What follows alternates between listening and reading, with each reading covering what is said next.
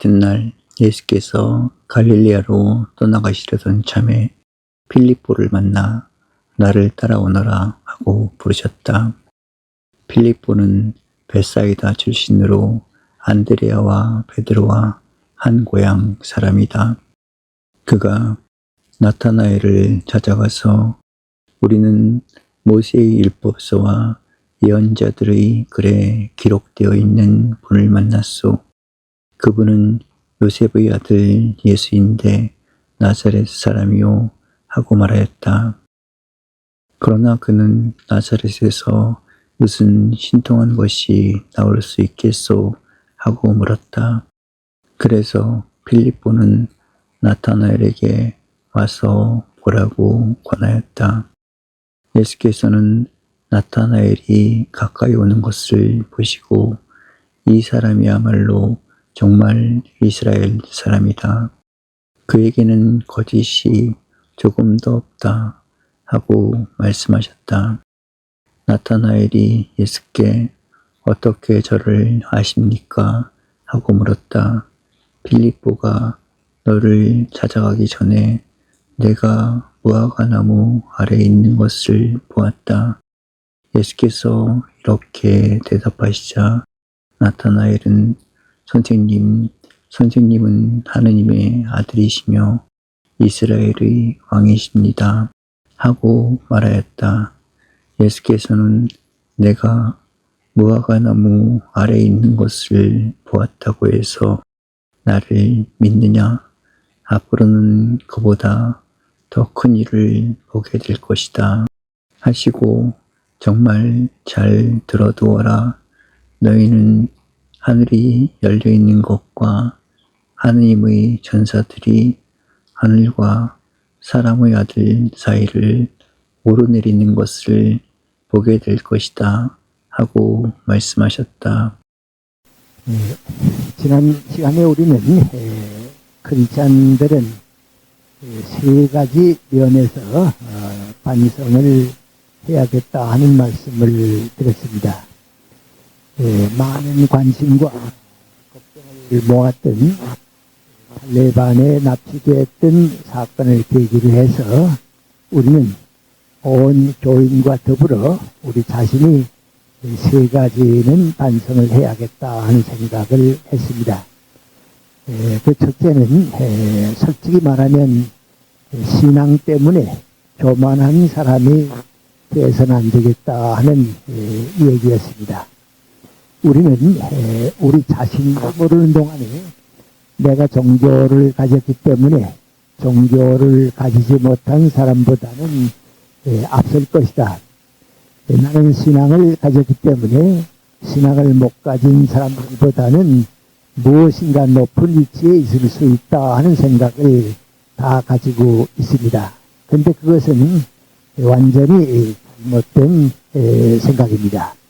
세상 사람들 가운데 우리의 존경을 받을 만한 사람들이 많이 있고 또 우리가 교회 간다 하는 것은 항상 나는 죄인입니다.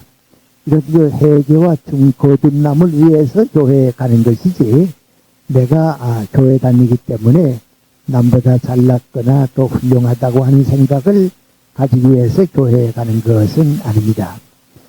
저는 저 개인이 그저 갑자기라고 할 땐 이상합니다고 하는 느낌을 말씀드렸는데 내가 교회에 가지 못하게 되면 교회에서 그 순서지를 주보를 우편으로 보내주는데 꼭 그 주보에는 김영석 성도님하고 보내줍니다.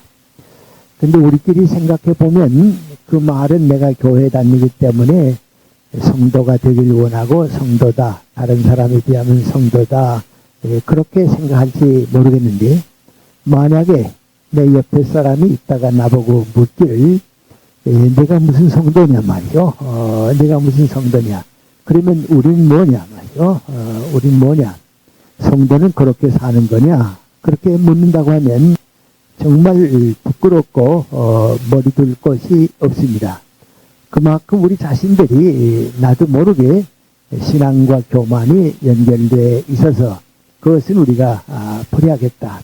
우리는 그 우월감을 가지고 베푸는 사람, 또 줄 수 있는 사람, 많은 사람보다 앞서 있는 사람, 그런 생각을 하게 되면 안 되겠습니다.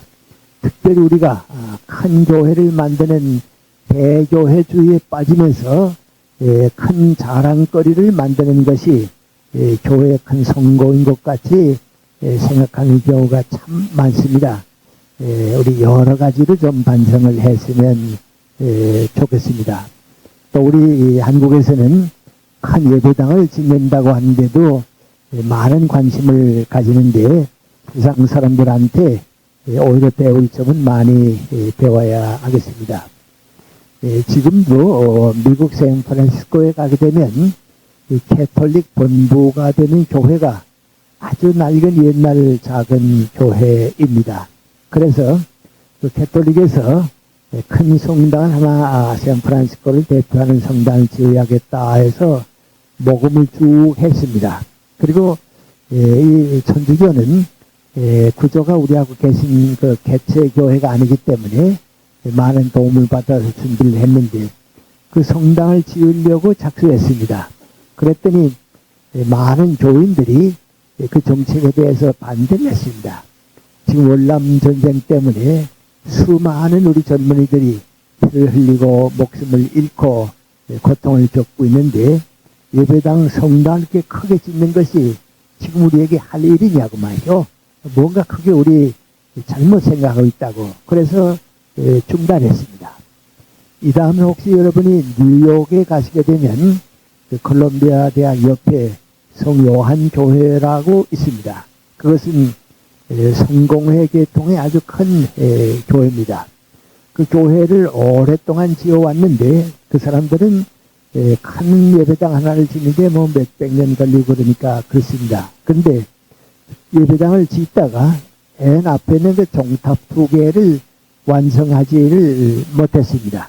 그리고 이제 헌금을 해서 충분한 그 돈이 모여진 다음에 그 돌을 맞아 쌓아야겠다. 그렇게 생각을 하고 있다가 월남 전쟁 때에 그걸 쌓으려고 그랬습니다. 다 완성된 성당인데 그 2탑만 안 되고 있으니까 해야겠다. 그런데 역시 교인들과 사회에 비난이 컸습니다. 지금 어떤 때라고 그런데 돈을 쓸 때냐고 그런 돈이 있으면 가난한 사람, 불행한 사람들에게 도움을 줘야 한다고 하는 그런 뜻이 있어서 완성을 못하고 있습니다. 뭐 우리도 그 비슷한 생각을 하고 있는지 모르겠습니다. 한편 영락교회에 우리가 잘 아는 원로 장로님이 저를 찾아왔습니다. 찾아와서 김생 우리가 지금 저 강남에 큰 예배당을 지으려고 계획을 합니다. 왜냐하면 지금 영락교회 자리가 넓지도 못하고 주차하기도 좀 어렵고 또 건물을 몇 개를 쓰기 때문에 글로 갈까 하고 있는데 일부 교인들 가운데 또 사회 어떤 사람들 가운데서 왜 그거 하느냐고 자꾸 반대를 하는데 김선생님 어떻게 생각하십니까? 그런 의견을 물어왔습니다. 그래서 내가 그렇게 얘기했습니다. 장로님 이 다음에 예수님한테 가서 예수님 강남에 동양에서 제일 큰 영락교회를 지었습니다. 그래서 주님 기뻐하시기 위해서 주님께 영광 돌리기 위해서 큰 예배당을 짓는데 나도 노력을 했습니다. 그렇게 얘기하면 예수님께서 무엇이라고 대답하실 것 같으냐고. 예수님께서 대답하시기를 나 그거 다 안다고. 그러나 거기에 가 있지는 않았다고. 불행한 환자들이 고통을 겪는 거기에 가 있었고 많은 젊은이들이 인생의 길을 찾지 못해서 괴로워하는 데가 있었고 버림받은 가난한 사람들 옆에 가 있었지 난 거기에 가 있지는 않았다고 그렇게 대답하시면 어떻게 하시려고 그럽니까? 그런 얘기를 했습니다. 그런데 그 다음에 들으니까 여러분들 잘 아시는 지명관 장로님한테도 아마 영락교회 어떤 분이 가서 예배당 크게 지으려고 하는데 어떻게 생각하느냐 하는 얘기를 한 모양입니다. 그랬더니 그 장로님은 나보다 아주 솔직하게 정신 나갔군요. 그랬답니다. 지금 그런 거 할 때니까 말이죠. 우리 한국을 대표한다고 하는 교회가 그런 거 할 때입니까 말이죠. 그래서 지금도 그 땅은 둬두고 지금 교회에서 예배를 보고 그렇습니다. 우리가 이 대교회가 되면서 무엇인가 자랑거리를 가지고 싶은 걸 많이 찾습니다. 그건 우리만 그런 게 아니고 세계 모든 교회가 그런데 그것이 바로 우리가 떠나야 할 문제입니다. 세상의 가치 판단을 교회 그대로 가지고 와서 그렇게 살아서는 안 됩니다. 그 다음에 두 번째 우리가 조심스럽게 생각해야 할 것은 종교가 다르거나 국경이 다르거나 다른 나라의 문화와 전통, 어떤 때는 그 사람들의 그 신뢰하는 인격을 무시하면서 전도를 하거나 그들을 도와주려고 하는 생각을 가져서는 안 됩니다. 이번에 우리가 탈레반 사건으로 고민하고 있는데 바로 거기에도 그런 뜻이 깔려 있습니다. 그 나라 문화는 잘못됐으니까 너희들이 그렇게 살아서는 안 되니까 하는 생각입니다. 그런데 우리는 그 사람들이 가지고 있는 문화, 그들의 전통, 또 특별히 그들이 가지고 있는 그 인생관과 가치관을 그렇게 소홀히 취급해서는 안 됩니다. 저는 제사 문제에 대해서도 상당히 좀 생각을 많이 바꾸고 있습니다만은 나는 장로교에서 자랐고 우리 장로교는 좀 교리적이고 보수적이니까 목사님들이 제사 드리는 건 죄라고 그랬습니다. 나도 또 그 목사님들 이렇게 가르쳐 주니까 제사 드리는 건 죄다 그렇게 생각하고 있었습니다. 근데 한번 그런 얘기가 나니까 감리교회 농촌 복음운동을 한 이호빈 목사님이 날 만나서 이런 얘기를 했습니다. 전에 한번 제가 소개해 드렸습니다. 지금 그 휴전선 가까이는 철원이라고 하는 지방이 있는데 거기 아주 좀 그 안에서는 세도가 큰 종갓집이 하나 있었습니다. 그 집 아들이 서울에 와서 이제 공부를 하고 있는데 여자 친구가 한 사람 생겨서 결혼을 했으면 좋겠다 하는 뜻을 가지고 있었습니다. 그래서 그 아버지가 그 종갓집의 책임자고 그 지역에서는 참 유지입니다. 그래서 그 아버지한테 가서 내 여자친구가 있어서 결혼했으면 좋겠는데 허락해 달라고 그랬습니다. 그래서 그 아버지가 쭉 알아보니까 여자는 다 마음에 듭니다. 며느리감으로 마음에 드는데 교회 다니고 있습니다. 그래서 그건 안 된다고 그랬습니다. 왜 안 되냐? 제사 못 받는다고 말이죠. 제사 못 받으면 내가 뭐 때문에 하겠냐고 안 된다고 그랬습니다. 그래서 이 남자가 그 여자친구에게 솔직히 고민을 했습니다. 나는 그런 생각을 가지고 있지 않는데 우리는 유교 전통이기 때문에 제사 때문에 안 된다고 자꾸 그러는데 그래서 참 걱정이라고 했습니다. 그랬더니 여자가 가만 생각을 쭉 해보고 있다가 그 남자를 존경하고 사랑하고 그러니까 그 남자 보고 뭐라 그러는 거 아니? 그러면 제사 드리는 건 내가 양보하겠다고. 그 대신 기회가 오고 선택할 수 있으면 당신은 크리스찬이 되는 것을 거부하지 말라고 말이죠. 암만 이 집안의 맏자식이라고 받아들여야 그래도 거부하지 말라고. 그 양해가 됐습니다. 그래서 여자가 어떻게 하는 거 아니? 전통적인 기독교 신앙을 쭉 가지고 있어서 교회에서는 제사는 죄악이라고 자꾸 그랬습니다. 그래도 그 여자는 그렇게 생각지 않았습니다. 그래 와서 그 남자친구의 아버지 보고서 고백했습니다. 내가 만약에 결혼을 허락해 주게 되면 저는 제사 드리겠다고. 누구보다도 정성껏 제사 드리겠다고. 근데 언젠가 한번 제사를 드리는 것보다도 더 좋은 것이 있으면 아버지께서 따라주셨으면 좋겠다고. 또 교회 가는 거 그만두고 제사 드리겠다고 하니까 그럼 내 며느리가 되라. 그래서 결혼을 허락해 줬습니다. 근데 여자가 그때부터 교회를 안 갔습니다. 그리고 제사 때가 되게 되면 어떤 그 제사를 존중히 여기는 집안보다도 정성껏 제사를 드리고 그 가정의 전통을 지켜왔습니다. 그래서 아버지가, 시아버지가 되겠죠. 그 아버지가 어디 가든지 며느리 자랑입니다. 우리 며느리가 아주 뭐든지 자랑스럽다고 가정의 일이나 뭐 모든 것 참 아주 자랑을 하고 있습니다. 그러다가 그 며느리가 점점 어떻게 하는 거 아니? 아버지한테 나 이제는 제사도 다 드리고 그랬는데 교회 한 달에 한 번씩 가는 것만 허락해달라고 그랬습니다. 그랬더니 그건 괜찮다고 말이죠. 너 제사 안 드리기로 했는데 내가 그 허락 아니에요. 허락을 했습니다. 그래서 점점 그 생각이 바뀌어가지고 남편 되는 사람이 교회 나가게 되고 마지막에 이제 시아버지 되는 사람이 생각을 바꿨습니다. 내가 잘못 생각했다고 말이죠. 내가 교회 나가고 하는 걸 가만 보니까 이 제사 드리는 그 절차나 형식보다도 교회 뜻이 옳다고 말이죠. 그래서 크리스찬이 돼가지고 온 종갓 집안을 다 교회로 이끌어가고 해서 아주 그 지방에 그 집안 안에 큰 그 교회 변화가 생겼다고 그런 얘기를 들었습니다. 저는 그 얘기를 그 이호빈 목사를 통해서 들을 때 바로 그 여자가 교회를 중단하고 제사를 드리지만은 인간의 도를 다하고 그리스도의 뜻을 그 가정에 전파한 그 여자는 미안합니다만은 목사보다 나습니다. 우리보다 나습니다. 또 제사 드리는데 죄악이라고 획일적으로 끊어버리는 것보다는 낫습니다.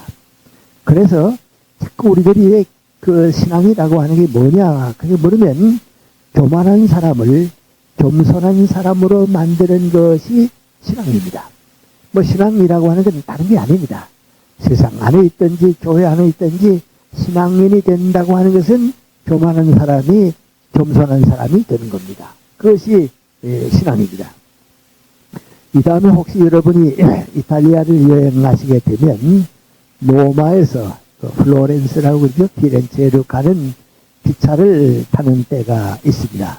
타게 되면 그 세계에서 모여든 이제 신부들, 소년인들이 많이 이제 내가 갔을 때도 그렇습니다. 그 기차를 같이 타고 갑니다. 타고 가다가 도중에 아시시라고 하는 정거장이 되게 되면 그 신부나 수녀들이 많이 내립니다. 왜냐하면 그 아시시는 성 프란시스코의 고향입니다. 그래서 그 성 프란시스코의 고향은 그 성지라고 할까요? 그거를 이제 순방하기 위해서, 순례하기 위해서 신부들과 수녀들이 많이 모입니다. 난 그때 다른 친구들하고 같이 갔는데 그 친구들이 이제 교회에 대해서 가깝지 못하니까 나보고 물어봅니다. 왜 신부들, 수녀들이 다 이 정거장에서 내리냐고 말이죠. 나도 확실하진 않지만은 왜 아시시가 성 프란시스코의 고향인데 캐톨릭에서는 성 프란시스코를 최고의 성자로 봅니다. 최고의 성자로 보기 때문에 한 번은 이제 다 거기에 신부들이나 이제 수녀들이 가는 것을 보통 대신남아 그래서 내리는 것 같다고 그랬습니다. 그랬더니 내 친구들도 그리고 보니까 이해할 것 같다고 그랬습니다. 성 프란시스코는 지금까지 그래도 지금까지 가장 천주교에서는 존경받는 성자입니다. 그래서 성 프란시스코는 자기 예수님과 비슷하게 자기 제자들과 더불어 이게 함께 더불어 삽니다. 이게 더불어 사는데 제자들이 한번 물어봤습니다. 선생님, 우리 그 아버지라 그럽니다. 그건 프란시스코의 그 제자들은 프란시스코 나이 많고 이제 그 신앙적인 지도자니까 아버지요, 우리가 예수님에게서 배울 수 있는 가장 첫째 되는 그 마음이 무엇입니까? 그랬더니 온유와 겸손이다 그랬습니다. 그랬더니 옆에 있던 제자가 두 번째는 뭡니까? 그랬더니 두 번째도 온유와 겸손이다 그랬습니다. 그럼 세 번째는 뭡니까? 그랬더니 세 번째도 온유와 겸손이라고 했습니다. 이 성 프란시스코는 예수님을 닮는다고 하는 가장 높은 뜻이 무엇인가? 가장 높은 뜻은 온유와 겸손입니다. 일본에 와 있던 쾌벨이라고 하는 그 유명한 철학 교수가 있는데 그 사람도 그런 얘기합니다. 크리스찬이라고 해서 다 정신적으로 자유로운 건 아니라고. 내가 알기에는 참 자유로운 사람은 예수 그리스도와 성 프란시스코 두 분에게서 발견한다고 말이죠. 예수님은 제한다고 하게 되면 성 프란시스코는 그렇게 존경받는 사람입니다. 근데 성 프란시스코는 크리스찬이 되는 게 뭐냐? 온유와 겸손이었습니다. 그럼 그 프란시스코가 그 온유와 겸손을 얼마나 그 높이 보고 싶겠냐? 지금 우리가 생각해 보면 좀 지나칠 정도입니다만은 그저 깊이 가는 사람입니다. 한 번은 프란시스코가 있는데 누구 손님이 왔습니다. 그래서 이제 누가 가서 아버지요, 손님이 오셨습니다. 그랬습니다. 그랬더니 프란시스코가 나가서 그 손님을 맞이했습니다. 어떻게 오셨냐고 그랬더니 내 가족 가운데 누가 아버지 그 선생님의 제자가 되어서 여기가 머물고 있는데 저 만나고 싶어서 왔다고 그랬습니다. 그리고 벌써 찾아보니까 그 제자는 산에 기도드리러 갔습니다. 그래서 지금 산에 기도드리러 들어갔는데 좀 이따 오면 만나보시라고 그랬습니다. 그리고 4시간쯤 지났는데 또 그 제자가 오더니 뭐라고 얘기하는 거 아니? 아까 그 손님이 아직도 기다리고 있습니다. 그러면 산에 기도드리러 가서 아직 안 내려왔냐고 그랬더니 아직 안 내려왔습니다. 그래 안 됐구만. 또 나가서 뭐라 그러는 거 아니? 조금만 더 기다려 주십시오. 지금 산에서 기도드리고 있는 모양인데 곧 내려오실 겁니다. 그리고 또 얼마 있었는데 또 한 번 와서 아직도 만나지를 못했는데 어떻게 했으면 좋겠냐고 그랬습니다. 그때 성 프란시스코의 마음속에 무슨 생각이 드는 거 아니? 제가 무슨 기도를 드린다고 저렇게 오래 남을 기다리게 하노? 제 기도가 뭐라고? 그런 생각이 지나갔습니다. 그러면 어디 가서 기도 드린지 모르니까 이제 얼마 있다가 기도를 끝내고 그 제자가 내려왔습니다. 프란시스코가 그 제자의 얼굴을 가만 보더니 아까부터 아침에 손님이 와서 기다리는데 가서 만나보라고 만나봤습니다. 그래서 아버지요 손님을 만나고 왔습니다. 그랬더니 너 일로 오라고 말이요. 자기 방으로 데려가더니 내가 예수님의 이름으로 너한테 명령하는데 내가 꼭 그렇게 하겠다고 나한테 서약해라 그랬습니다. 그렇게 하겠습니다. 그러니까 성 프란시스코가 뭐라 그러는 거 아니? 내가 네 앞에 엎드려 누울 테니까 네 한 발은 내 머리를 밟고 네 한 발은 내 입을 밟고 이 교만한 놈아하고 3번 나를 책망해다고 그랬습니다. 그랬더니 그 제자가 어떻게 합니까? 그래서 저 그건 못합니다. 그건 예수님의 서약을 했다고 해서 저는 그건 못하겠습니다. 그랬더니 너를 위해서 나를 위해서 주님을 위해서 하는 서약이니까 해라 말이죠. 그래서 그만이 제자가 할 수 없이 떨리는 그 발을 가지고서 프란시스코가 놓으니까 한 발은 머리 위에 한 발을 입에다 얹고서 이 교만한 놈아 3번 책망을 했습니다. 그리고 나와서 선생님 앞에 엎드려서 제가 무슨 죄를 지었습니까? 제가 무슨 잘못을 했기 때문에 이렇게 어려운 책임을 주십니까? 그랬더니 프란시스코가 하는 말이 너에게 손님이 와서 너를 기다리는데 오래 기다려도 내가 내려오지 않았다. 그래서 내가 마음속에 제가 무슨 기도를 드린 줄 알고 저렇게 손님이 오는 것을 오랫동안 기다리게 하나 금방지게 빨리 내려오지 하는 생각을 가졌다고. 그런데 기도를 다 끝내고 내려오는데 얼굴을 보니까 내가 기도 드린 동안 예수님과 함께 있었다고. 자기들끼리는 다 알잖아요. 그러니까 내가 기도 드리는 동안 예수님과 함께 있었다고. 그런데 내가 그걸 알지 못하고 네 기도를 가볍게 보았다고 말이죠. 그래서 내가 이렇게 교만해가지고는 안 되겠다 싶어서 겸손을 깨닫기 위해서 너한테 그 부탁을 했다. 그렇습니다. 그렇게 된다고 하는 것은 모든 교만한 사람을 겸손한 사람으로 바꾸는 겁니다. 그런데 이 겸손한 사람이 된다고 하니까 그저 지어먹고 겸손하고 그건 말하는 건 아닙니다. 자꾸 우리는 겸손하니까 그저 억지로 지어먹고 겸손한데 그건 위설입니다. 겸손하라고 하는 건 첫째는 거 아니 자기 자신을 알아야 합니다. 자기 자신을 알아야 합니다. 그 내가 머물 곳, 내가 할 자기 자신을 알아야 합니다. 우리 연세대학교에 유동식 교수라고 계십니다. 그분은 감리교 신학대학을 나오고 감리교 신학대학의 교수로 계시다가 우리 연세대학교 교수로 또 이제 오래 있다가 정년퇴직을 한 분입니다. 근데 그분은 내내 신학교에서 살고 그랬지만은 목사 안수를 받지 않았습니다. 그 얘기는 안 하는데 아마 내가 생각하기에는 이 목사라고 하는 거룩한 직업을 가진다고 하는 것이 뭔가 어울리지 않는다 말이죠. 내가 뭐 목사 그게 아닌 것 같습니다. 그게 이제 그냥 이제 신과대학 교수 있고 그런데 한 번 그분이 나보고 하는 말입니다.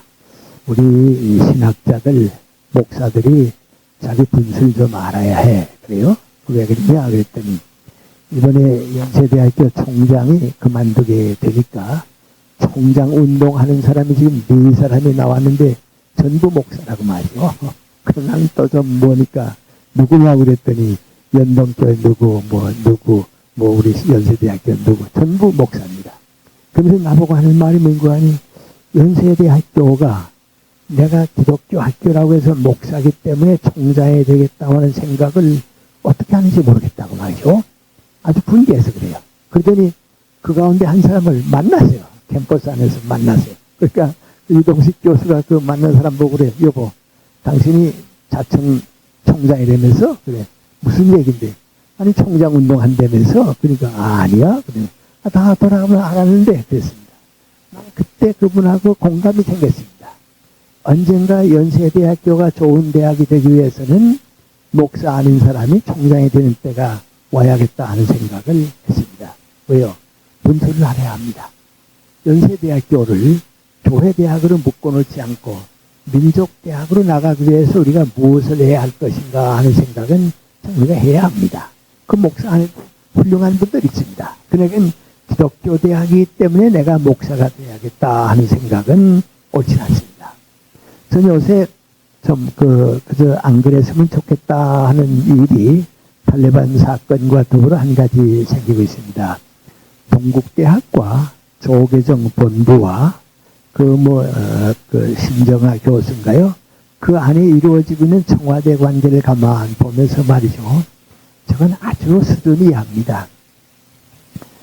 동국대학 이사회가 청와대에 있는 하나의 무슨 정치가에게 이래라 저래라 하는 간섭을 받을 정도로 동국대학 이사회가 그 스님들이 그렇게 자기 신념이 없으면 그건 안 됩니다. 만약에 연세대학교 이사회가 있는데 청와대에 있는 한 사람이 연세대학교 어느 의사한테 전화를 걸어가지고서 이렇게 해라 이렇게 한다고 하면 그건 연세대학교로서도 창피한 일이고 기독교 학교로서도 창피한 일이고 그런 전화를 거는 청와대 사람은 그건 모자란 사람입니다. 내가 어떤 위치에 있다고 해서 내가 도와야 할 그 종교계 학교에 대해서 이래라 저래라 얘기하는 전부 모자란 사람들입니다. 그리고 전화를 걸었다 안 걸었다 얘기하는데 가만히 얘기 들어보면요 스님답지도 못하고요 그렇지 못합니다. 난 그거 볼 때 이 동국대학이 앞으로 한 20년 30년 지나면 대학다운 대학이 될 수 있겠나 하는 생각합니다.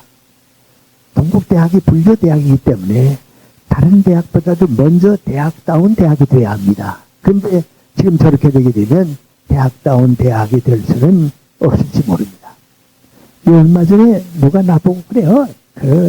요새 대통령 출마하는 사람들이 무척 많이 나오는데 왜 이렇게 많이 나오나 하고 보니까 대통령하고 나하고 비교해 보니까 나도 괜찮더라 그래서 나오는 것 같다고 해요. 근데 그런 게 있어요. 예를 들어 말하면 전두환 씨가 대통령 되고 나니까요 노태우 씨가 또 됐거든요. 그러니까 또 정승호 씨가 뭐된 거야 그럼 이 다음에 내 차례라고 했거든요. 김복동 씨가 또 내 차례로 온다고 했거든요. 참 그게 잘못입니다. 만약에 노무현 대통령 보니까 나도 될만하더라 해서 이렇게 출마한다고 하면요. 그건 국민들을 우롱하는 겁니다. 글쎄, 뭐라고 얘기할지 모릅니다. 나도 노무현 대통령이 대통령 되고서 한 1년 후입니다.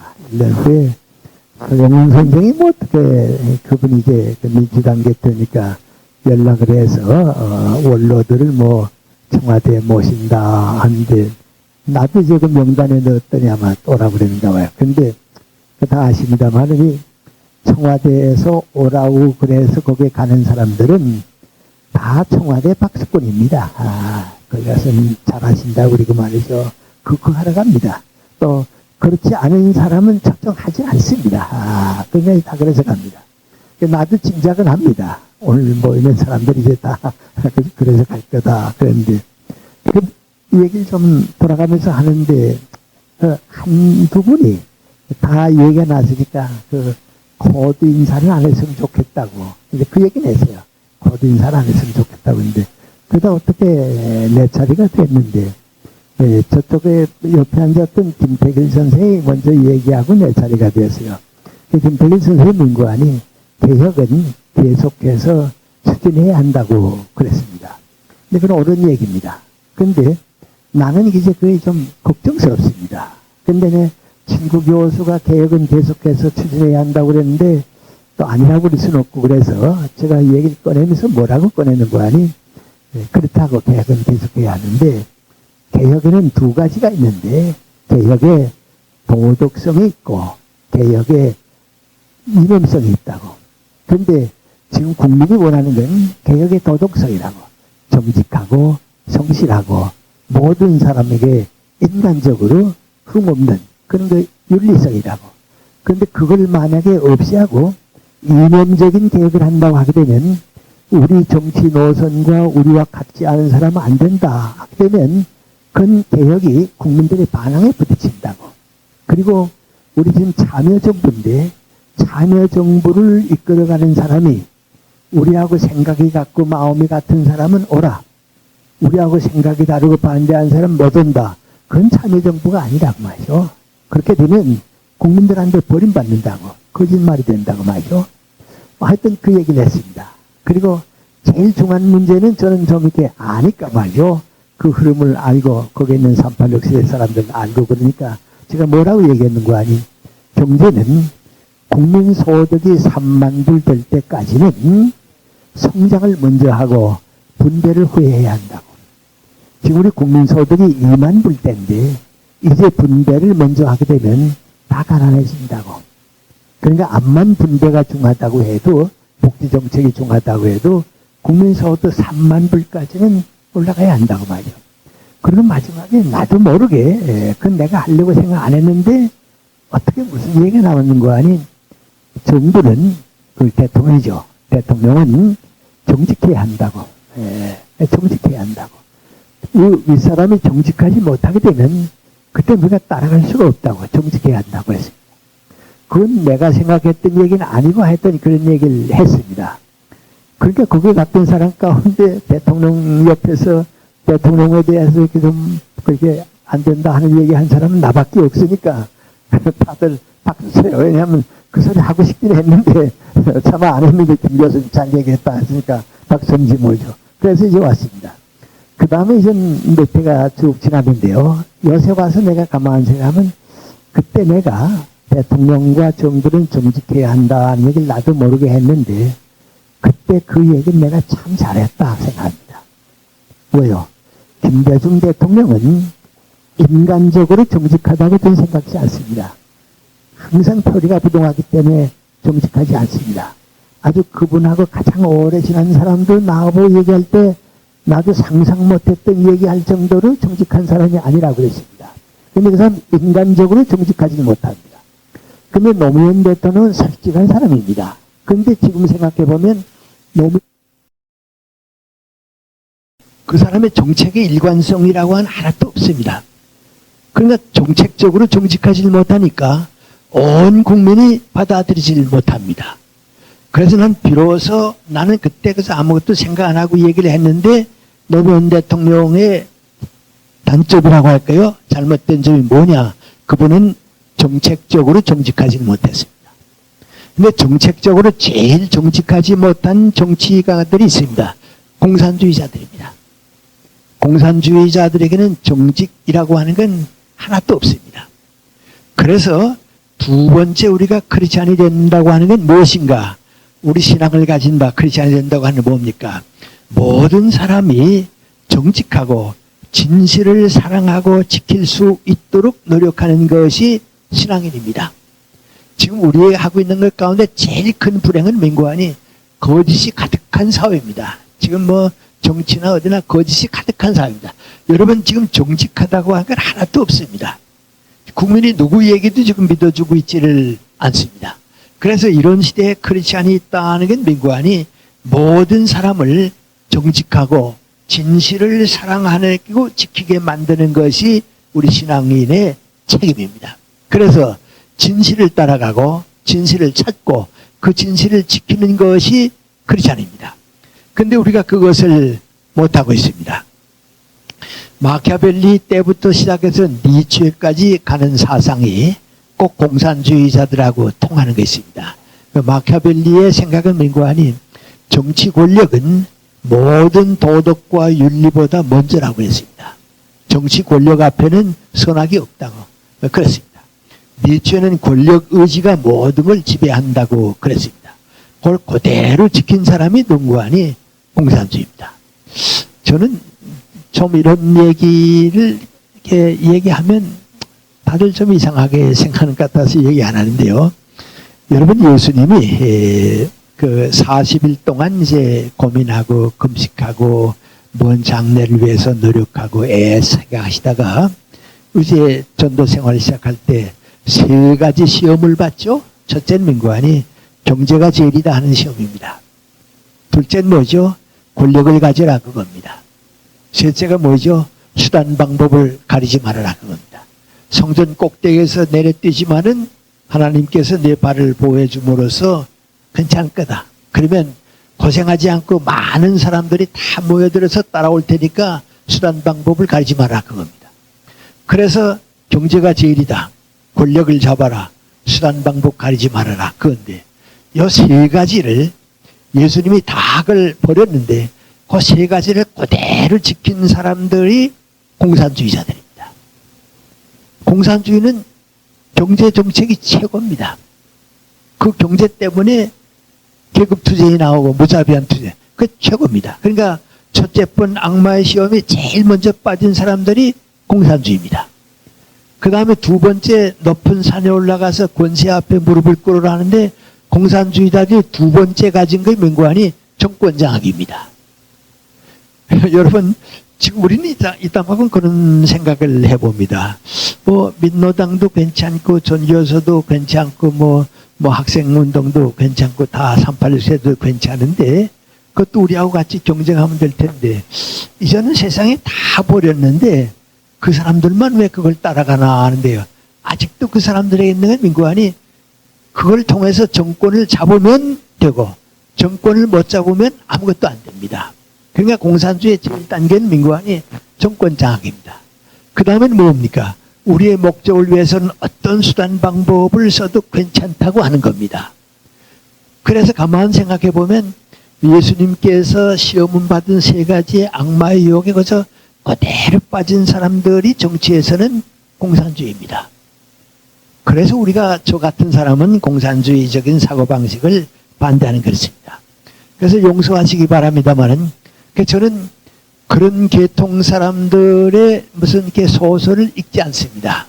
뭐 우리 유명한 작가들 있잖아요. 읽지 않습니다. 왜냐하면 이 사람들이 그 소설을 쓸 때 목적이 있습니다. 공산주의 목표에 도달하기 위한 방향으로 소설을 씁니다. 그러니까 그건 이 다음에 가게 되면 다 없어집니다. 그건 진실을 추구하는 게 아닙니다. 그러면 어떤 소설이 남느냐? 공산주의다 뭐 정치 이념 떠나서 인간을 연구하고 인간을 밝혀주는 건 남습니다. 그러니까 이제 노벨상을 받는 사람들의 그 작품들도 마지막 가서는 맹구하니 정치 작품이 아닙니다. 인간 작품입니다. 인간의 문제를 취급하는 겁니다. 요새 우리 태백산맥에 대한 재미있는 얘기가 한 번 났죠. 젊은 애들이 태백산맥을 읽었습니다. 읽고 나니까 거기에 이제 발치산들 왔다 갔다 하는 거 쭉 보고서 이 주인공들 가운데 아직도 살아남아 있는 사람이 있을 테니까 가보자 말이죠. 그래서 몇 젊은이들이 어떤 구간에 현재 갔습니다. 가서 그 태백산맥에 나오는 소설의 주인공 할아버지를 찾아갔습니다. 찾아가서 물어봤습니다. 물어봤더니 소설하고 다르습니다. 다 다르습니다. 그러니까 뭐라 그랬습니까? 가서 그 주인공 되는 사람들 다 만나서 물어봤더니 이거하고 다르더라 말이죠. 왜? 이건 공산주의라고 하는 좌익 사상을 정당화하기 위해서 만든 거지 다르더라 말이죠. 그러니까 그 작가는 뭐라 그랬습니까? 그건 소설이라고 말이죠. 이건 역사 기록은 아니지만 소설이라고 말이죠. 그런데 그것은 진실을 추구하는 거라고 볼 수가 없습니다. 그런데 이런 위치에 있으면서 우리가 진실을 추구한다고 하는 것은 대단히 중요한 것입니다. 저는 요새 좀 그런 생각을 합니다. 요새 이 연예계로부터 시작해서 이제 자꾸 학위라고 할까요? 그 학력에 그 거짓이 나온다 하는데, 용서하세요. 만약에 그런 문제를 우리 지금 교회에 목사님들에게 해당해서 한번 정확하게 살핀다고 하면 제일 부끄럽게 나올 겁니다. 제일 부끄럽게 나올 겁니다. 지금 큰 교회 목사님들이 어떻게 해서 명예 박사 얻어 가지고선 교인들한테 자랑하고 그러는데요. 두 가지 때문에 부끄럽습니다. 하나는 내가 박사학위를 명예학위를 받았다고 해서 교만한 생각만 생겼지 내 능력이 올라가는 것도 아니고요. 지식이 올라가는 것도 아니고요. 인격이 올라가는 것도 아닙니다. 그걸 탐낸다고 하는 것 자체가 무엇을 말합니까? 그건 잘못을 말하는 겁니다. 자기 기만입니다. 능력과 실력으로 살면 됩니다. 근데 그걸 자꾸 그러면 안 됩니다. 얼마 전에 어떤 분이 한 분 저는 아니었는데 근데 글을 쓴 거 보니까 박사라고 썼어요. 그래서 내가 그분이 언제 박사학위를 얻었나 그랬습니다. 그 연세대학교에 내 친구 교수를 만났습니다. 만나서 무슨 얘기하다 그분 얘기가 나왔습니다. 나왔더니 그 사람 대단한 사람이지 왜 그러냐고. 우리 신학대학원에 와서 박사 코스 하겠다고 해서 내가 잘랐다고. 왜 그러냐고. 그 사람은 공부하려고 온 게 아니고 그 학위 얻기 위해서 하려고 한다고. 그러니까 어디서 해낼지는 해겠지만 해도 그런 사람에게 학위를 주게 돼 있어야 되는 거 아니 우리 아무것도 남는 게 없다고 말이죠. 근데 그 사람은 학위 얻으면 내 인격도 올라가고 지식도 올라가고 다 같은 거 올라간 줄 안다고. 그런 사람들이 부끄럽지만 지금 우리 교회에 제일 많습니다. 교회에 제일 많습니다. 그건 우리가 많이 삼가야 할 일 가운데 하나입니다. 그런 점에서 우리가 모든 사람이 나 자신을 알고 정직하고 진실하게 가는 것이 크리스찬입니다. 그리고 마지막으로 그럼 이런 것들이 많이 있는 것 가운데 크리스찬이 크리스찬답다고 하는 게 뭐냐? 어떤 환경에 처하든지 어떤 여건에 처하든지 더 높은 삶의 가치, 더 영원한 것을 추구할 줄 아는 것이 크리스찬입니다. 만약에 우리가 그것을 포기한다고 하면 그건 크리스찬은 아닙니다. 목사로서 만족하다, 성공한 전도자로서 만족하다, 그런 사람은 그건 크리스찬은 아닙니다. 내가 무슨 신학대학의 교수가 되고 학장이 되고 총장이 됐다, 이전 됐다, 그거 하기 위해서 크리스찬이 되어 있는 건 아닙니다. 크리스찬이 된다고 하는 것은 항상 언제나 더 가치 있는 삶이 무엇인가, 더 영원한 것이 무엇인가를 항상 찾아가는 사람들이 크리스찬입니다. 그래서 예수님의 제자들의 성분을 가만 보게 되면 소박하고 겸손하고 성실한 사람들입니다. 근데 그 가운데서도 뭐인고 더 영원한 것이 무엇인가를 항상 마음속에 기다리는 사람들에게 예수님께서 함께 해주신 겁니다. 돈벌이 하기 위해서 크리스찬이 되는 건 아닙니다. 출세하기 위해서 크리스찬이 되는 것도 아닙니다. 권력과 명예를 높이기 위해서 되는 것도 아닙니다. 영원한 것을 사모하고 사랑하는 마음이 있는 사람이 크리스찬이 되는 겁니다. 그런 사람은 아주 가깝게 크리스찬이 됩니다. 예수님의 12제자가 있죠. 근데 그 12제자보다도 그 주변에 있는 제자들 가운데 니고데모 같은 사람, 아리마대 요셉 같은 사람, 우리가 성경에 읽은 그 나다나엘 같은 사람들은 평생 예수님 주변에서 예수님의 뜻을 따라서 산 정말 훌륭한 제자들입니다. 근데 이 사람들은 다 출세한 사람들이고 성공한 사람들이고 재산도 가지고 있는 사람들입니다. 그런데 그 사람들 마음속에 그리스도를 통해서 무엇인가 영원한 것을 찾으려고 하는 노력이 있었기에 그 사람들에게 값이 있는 겁니다. 전 내 친구들은 이제 가만 좀 봅니다. 보면 이게 좀 솔직한 고백인데 나도 이따만큼 그런 걱정을 합니다. 내 친구들 가만 보면 한때 그렇게 열성 있는 신앙이 있었는데 지금 왜 다 없어졌나 하는 생각합니다. 그때 그렇게 좋은 신학 교수로 강의하고 그랬는데 왜 지금 회의에 빠졌는가 그런 생각해 봅니다. 또 누구 하게 되면 정말 우리가 존경하던 분들인데 늙고 나니까 그만 다 그 신앙생활에서 멀어지는 사람들을 봅니다. 그래서 오히려 그런 사람들은 오래 살지 않았던 편이 좋을 것 같다 할 정도로 그렇습니다. 우리 이광수 선생이나 최남 선생 보고 다 그러잖아요. 아, 그분들이 조금만 일찍 죽었으면 저렇게 부끄럽지 않았을 텐데 진일파가 됐다고 그러잖아요.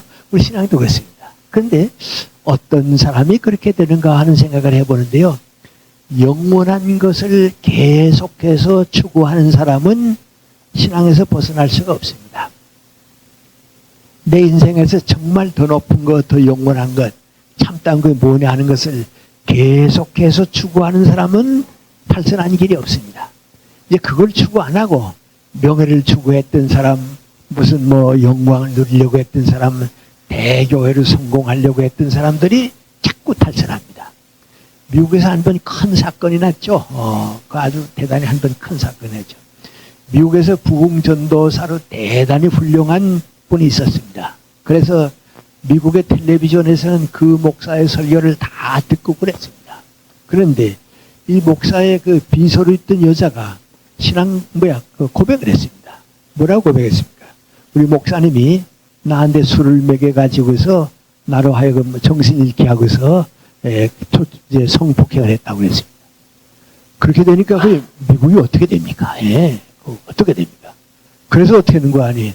야, 이거 이렇게 되는구나 말이죠. 이렇게 되는구나 말이죠. 그렇습니다. 이제 그런 사건들이 뭐 극단의 사건입니다만은 왜 일어나는가?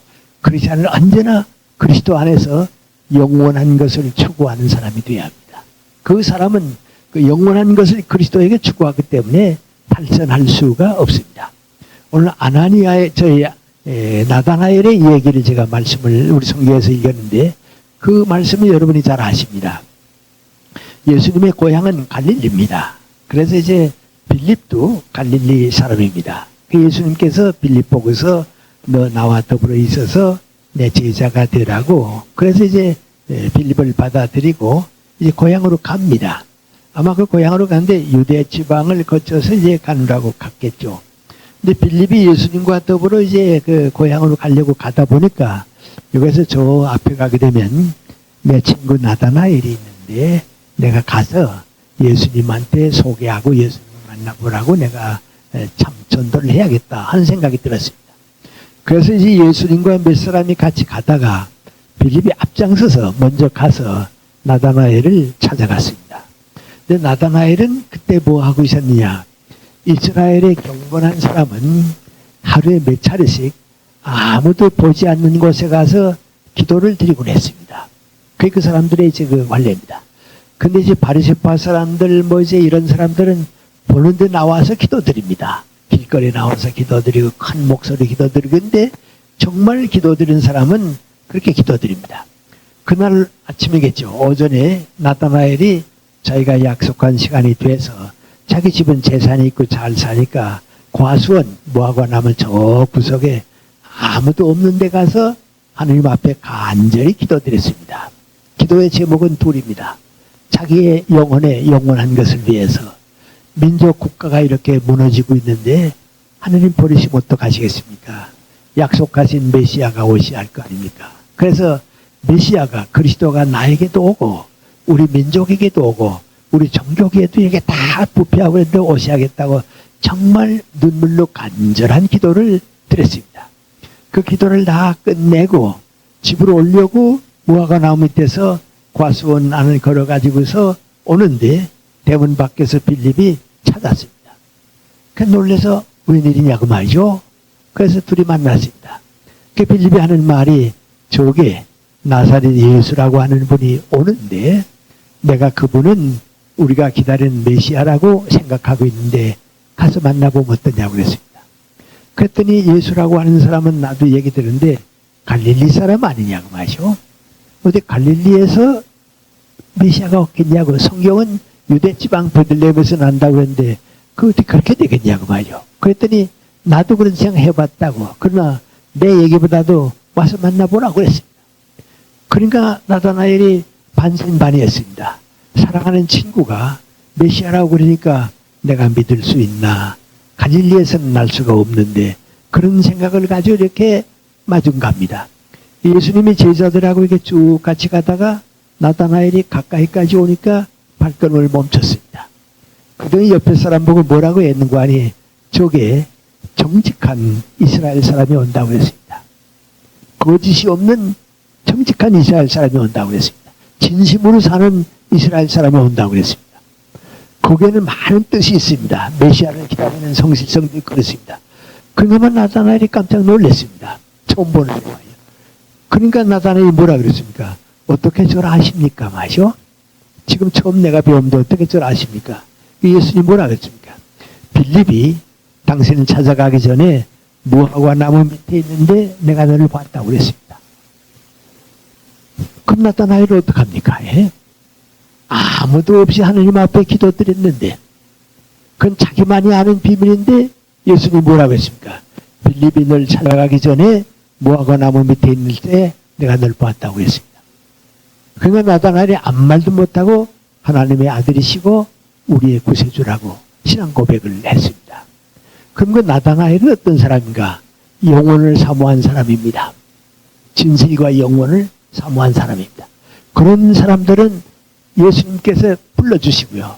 오래오래 예수님의 축복을 받게 되어 있습니다. 그래서 우리들은 모든 교만을 겸손으로 바꿔야 합니다. 정직하고 진실하게 살기 위해서 모든 정성을 바쳐야 합니다. 예수님과 가까이 가는 길이 그 길입니다. 그리고 마지막으로 예수님 안에서 영혼을 사모하는 생활을 버리지 않아야 합니다. 그런 사람은 죽을 때까지 신앙에 머물고 축복을 받고 주님께서 그 영혼을 주시기 때문에 우리가 땅 위에서 많은 축복을 받게 되는 것입니다. 이제 이러한 뜻들을 생각해 보게 되면 우리 주변에 있는 여러 가지 종교 문제, 우리 교회 문제, 탈레반 문제 같은 것이 다 풀려나가고 우리는 그리스도와 더불어 우리 생애를 이렇게 살아야겠다 하는 올바른 선택과 또 결정이 이루어질 수 있으리라고 생각합니다. 기도드리겠습니다.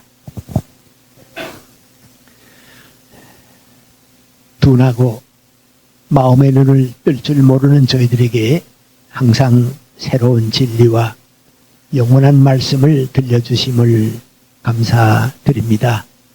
이런 말씀을 사모하고 깨닫고 그렇게 살으려고 하는 생각을 버리지 않게 해주시고 그 뜻을 축복으로 받아들일 수 있는 저희들이 돼서 비로소 이웃들에게 많은 사람들에게 주님의 진리와 사랑을 베풀고 나누어 줄 수 있는 저희들이 되기를 원합니다. 이 뜻은 저희들이 긴 세월 동안 경험했습니다마는 인간의 뜻만으로는 이루어지지 않습니다. 내 노력만으로는 이루어지지 않습니다. 자칫하게 되면 세속적인 것을 따라서 가는 주님 우리와 동행하실 수 없는 길을 향해서 달리는 저희들이 될까 두렵습니다. 이제 주님과 더불어 영원한 삶을, 주님과 더불어 영원한 진리를, 주님과 더불어 영원한 뜻을 위해서 마음을 모으고 주님과 함께 가고 주님의 뜻을 따르는 저희들이 되게 해 주시옵소서. 이 뜻을 우리 교회가 다 잃어버릴까 두렵습니다. 이 뜻을 우리 기독교 전체가 잘못 택할까 봐 걱정스럽습니다. 주님 성령과 더불어 우리에게 오셔서 이 뜻을 이루어 주시고 그 뜻이 우리 민족의 평화로운 통일과 하나님께 영광 돌릴 수 있는 나라 건설에도 이바지할 수 있게 도와주시고 우리들의 일상생활과 하루하루의 모든 뜻이 주님의 뜻이 되고 시간과 노력과 모든 것이 주님 것이 되고 그것이 다시 우리의 것으로 채워질 수 있도록 우리들을 이끌어 주시옵소서. 예수님의 이름 받들어 기도 올리옵나이다. 아멘.